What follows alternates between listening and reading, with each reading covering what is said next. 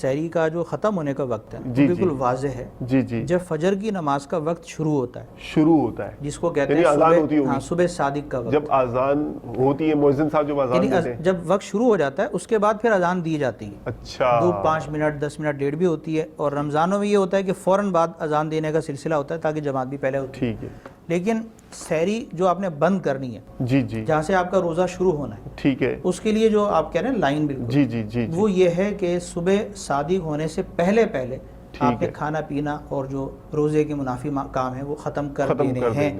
صبح صادق کا وقت مشکل نہیں ہے.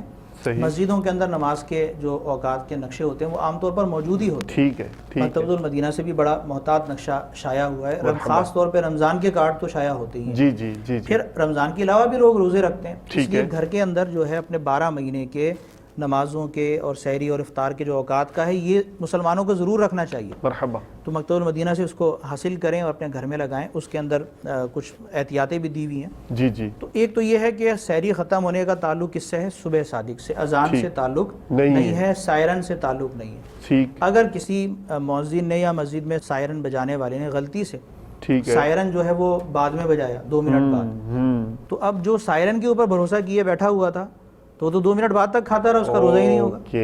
تو دیکھیں اپنی عبادتوں کو بچانے کے لیے تھوڑی سی فکر تو کرنی پڑے گی.